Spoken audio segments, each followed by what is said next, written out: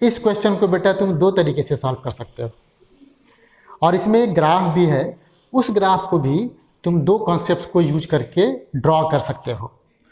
मैं इस को एक मेथड से सॉल्व करूंगा, ग्राफ भी एक पर्टिकुलर मेथड से ड्रॉ करके दिखाऊंगा, और दूसरे मेथड के लिए हम सिंपली आपको एक हिंट दे देंगे, आप घर पे ट्राई करेंगे, अगर कोई दिक्कत होती है तो आप हमसे पूछ सकते हैं। चलो तो अब हम लोग अपना क्वेश्चन पढ़ना स्टार्ट करते हैं। हमारा क्वेश्चन कहता है at the moment t equals to 0 a particle of mass m starts moving due to a force this much where f0 and omega are constants. ठीक है, find the distance covered by the particle as a function of time t। पहला part. दूसरा part क्या है, draw the approximate plot of this function. बहुत बढ़िया। तो सबसे पहले हम लोग पहला पार्ट करेंगे, उसके बाद दूसरे पार्ट पर आएंगे। हमारे पास क्या है, हमारे पास एक पार्टिकल है। ठीक है, पार्टिकल है, मास कितना है, मास है m, इस पर एक फोर्स लग रहा है, ये देखिए इस पर फोर्स लग रहा है, ये फोर्स है F equals to F0 sine omega t, right. और इसमें एक और इंफॉर्मेशन है, वो ये है कि पार्टिकल स्टार्ट करता है मूव करना। कहने का मतलब ये हो गया कि इनिशियल वेलोसिटी पार्टिकल का हो गया 0, है ना।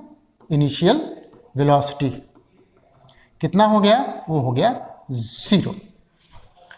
हमें क्या निकालना है, हमें निकालना है distance covered by the particle as a function of time t। बहुत आसान है, पीछे जो हम लोगों ने क्वेश्चन सॉल्व किया था बेसिकली उसी टाइप का ये क्वेश्चन है। तो सबसे पहले हम क्या कर रहे हैं, हमने अपने इस इंफॉर्मेशन को दोबारा से ऐसे लिख दिया।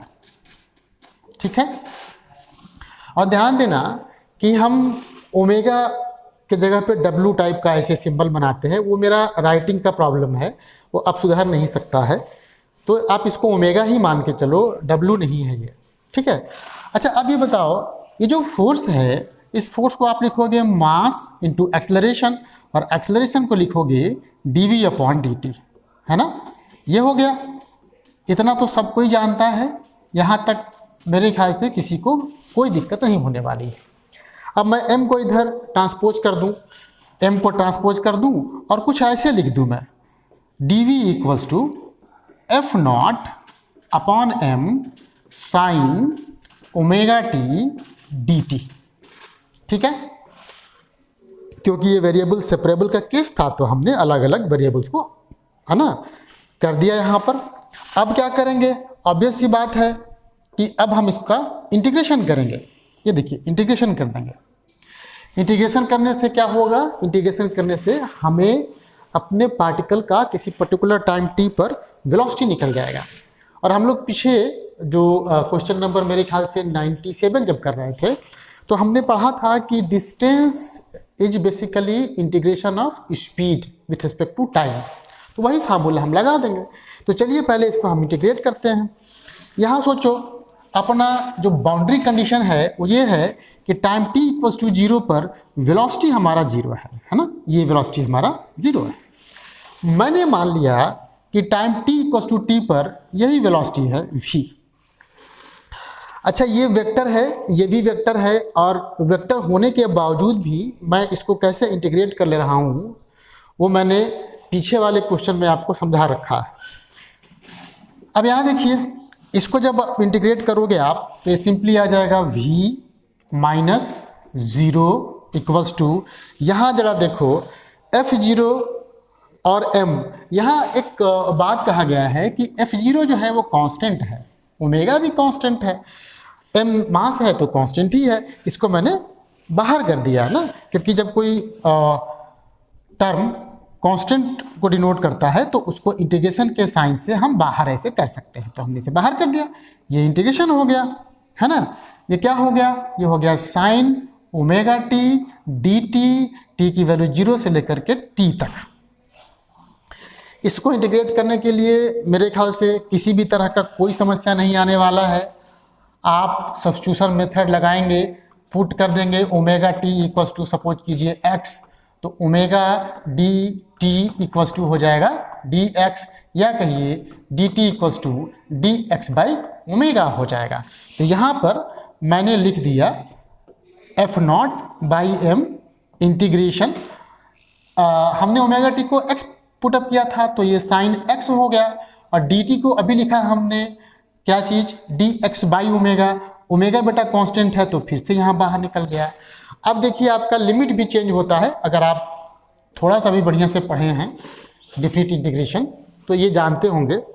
यहाँ देखिए कैसे हम करते हैं, यहाँ हम t रखते हैं और यहाँ हम x रखते हैं। सोचो जब t की वैल्यू 0, देखो t की वैल्यू 0, तो इसमें t की वैल्यू 0 रखोगे तो x भी तुम्हारा 0 आ जाएगा, और जब t की वैल्यू t ही रखोगे तो x की वैल्यू ओमेगा t हो जाएगा। तो ये कुछ ऐसे अपना लिमिट चेंज हो गया। चलते हैं हम अगले पेज पर। तो अगले पेज पर पहुंचने के बाद मुझे मिलेगा वही vector v equals to f nought m omega, थोड़ा मैं ढंग से लिख दे रहा हूँ, 0 से ओमेगा टी अभी देखा आपने, और ये हमारा हो गया था साइन एक्स डी एक्स, है ना। अब साइन एक्स का इंटीग्रेशन कैसे निकालेंगे वो तो फार्मूला है, सब कोई जानता है, तो चलिए हमने इसको यूज कर लिया, है ना।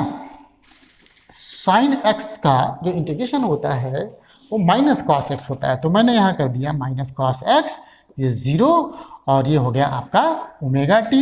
यहाँ थोड़ा सा और एक स्टेप आपको लिखना है, बहुत आसान है यहाँ पर, है ना, बहुत ही आसान है।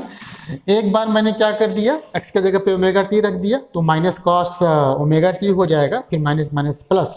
कहने का मतलब ये है कि मेरा 1 माइनस कॉस ओमेगा टी ऐसे कुछ एक्सप्रेशन आ जाएगा।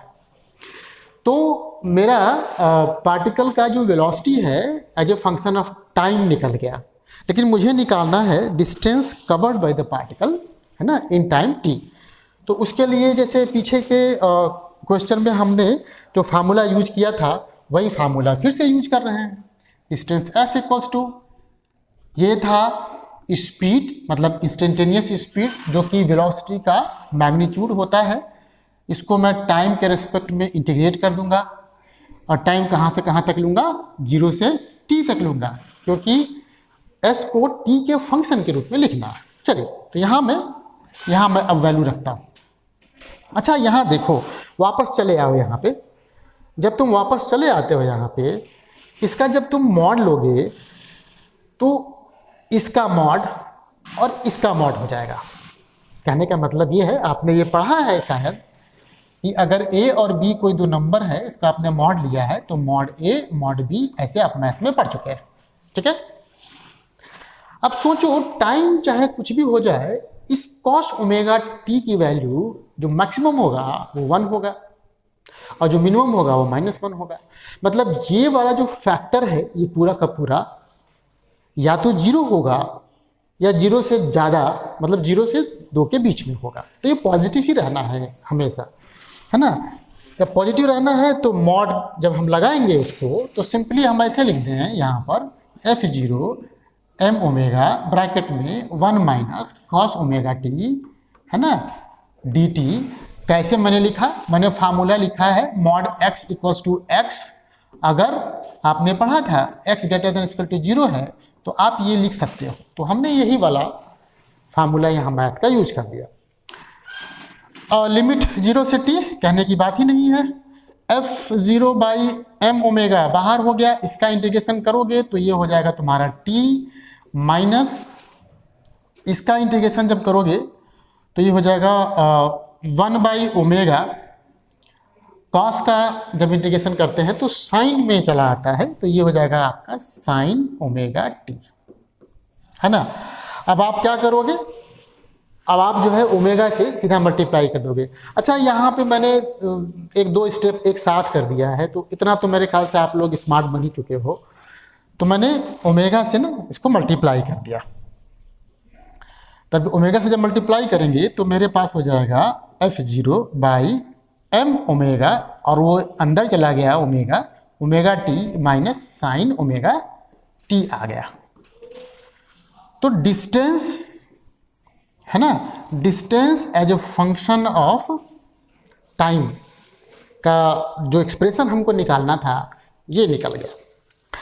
अच्छा, हमने शुरू में आपसे कहा था कि इसको आप दो मेथड से कर सकते हैं। तो दूसरा मेथड बेटा ये है कि चूँकि हमारे पार्टिकल पर लगने वाला फोर्स पीरियडिक है, तो मैं इसको सिंपल हार्मोनिक मोशन, है ना, सिंपल हार्मोनिक मोशन में बदल सकता हूँ। वो कैसे होगा वो आप करेंगे, ट्राई करेंगे, है ना। जब नहीं होता है तो वो हम तो ही है।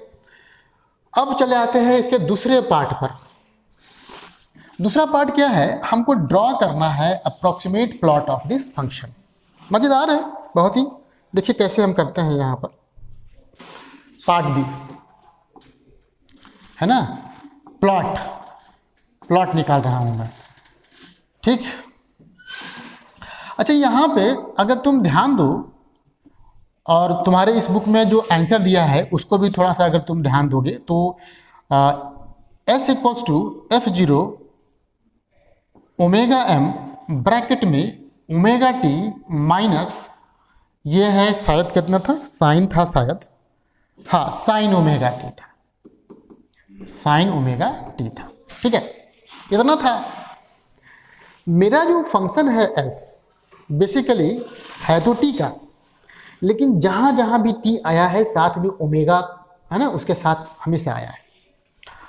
तो मैं एक काम करूँ, जैसे पीछे हमने जब इसको इंटीग्रेशन के लिए ओमेगा t को x पुटअप किया था, तो ठीक उसी तरीके से मैं एक काम करता हूँ कि मैं s को इधर लेता हूँ और इधर ओमेगा t लेता हूँ, इधर ओमेगा t ले लेता हूँ, ठीक है, और इसको प्लॉट करने की कोशिश करता हूँ।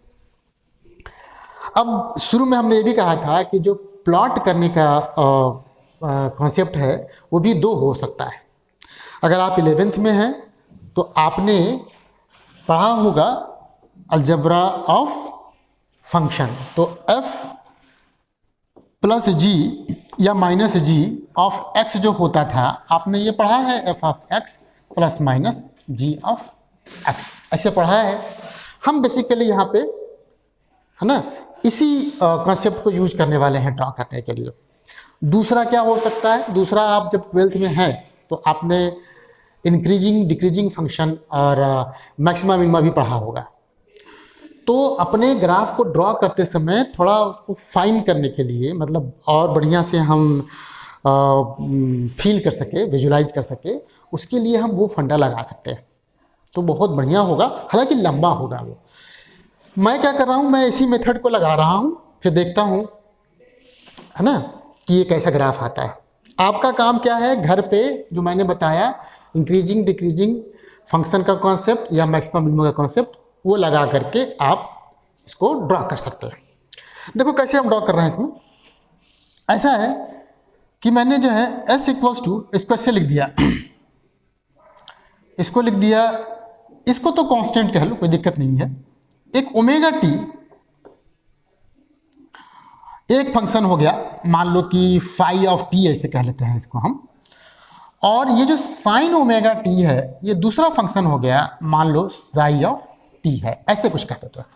पहले मैं इसको प्लॉट करता हूँ।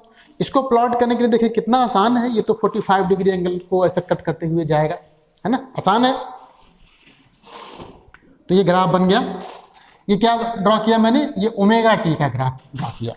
बाकी साइन का ग्राफ ड्रॉ करना है। अच्छा, यहाँ देखो माइनस से स्टार्ट होता है ना। इसका मतलब कि जब मैं ग्राफ ड्रॉ करूँगा, अगर आपको ग्राफ ड्रॉ करने आता है तो बहुत अच्छी बात है, और नहीं ड्रॉ करने आता है तो कोई कुछ भी कहे, आप सीख लेनी है इसको। यहाँ देखना, यहाँ पे यहाँ से कुछ ऐसा ग्राफ जाएगा, है ना। नेगेटिव होने की वजह से, अगर ये पॉजिटिव होता तो ये ऊपर से ऐसे जाता, नेगेटिव होने की वजह से इसका फेस चेंज हो गया। अगर आप थोड़ा फिजिक्स में और डिटेल में जाएंगे तो पाई फेस चेंज हो गया है, तो ग्राफ मेरा ऐसे उल्टा बन गया। अच्छा, ये बताओ ये कितने के बराबर है, यहाँ 0, यहाँ 90, ये पाई के बराबर है ना। ये कितने के बराबर है, ये 2 पाई के बराबर है। अब अगर मैं इस फंडे को यूज करूं तो मेरे लिए क्या हो रहा है। अच्छा हाँ, सबके साथ मल्टीप्लाई है ये चीज़ थोड़ा सा नोट कीजिएगा। हालांकि ये अप्रॉक्सीमेट ग्राफ ड्रॉ करना है तो ये कभी आएगा नहीं अपने एक्सप्रेशन में। अच्छा, अब देखिए मतलब क्या हो गया कि चूंकि दोनों ग्राफ को हमको क्या करना है, ऐड करना है सिंपली। मतलब ये है कि यहाँ देखना, ये दूसरा ग्राफ जो है उसका वैल्यू पाई पर 0 है, इसके साथ जब ऐड करोगे तो इसके करस्पॉन्डिंग एक पॉइंट यहाँ मिलेगा जो अपने इस ग्राफ का एक टोटल मतलब जो है वैल्यू आएगा। तो एक यहाँ आ गया। अच्छा, यहाँ पे देखो ए यहाँ पे भी हो गया, ऐसे ही कुछ आगे भी आप पार्ट बनाते जाओगे और इस तरीके से पॉइंट मार्क करते जाओगे। तो मैंने इसको पॉइंट पी कह दिया, इसको पॉइंट क्यू कह दिया, ऐसे थोड़े करके। ये क्या है, घटना है, घटना है। तो ये कुछ ए ऐसे जाएगा, यहाँ से पी बढ़ना है तो यहाँ से कुछ ये ऐसे जाएगा और इस तरीके से ये ग्राफ आगे बढ़ता चला जाएगा, है ना। तो हमने अपने ग्राफ के एक साइकिल को ड्रॉ कर दिया है। आप चाहो तो इसी को रिपीट करते हुए जितना चाहो उतना बना सकते हो।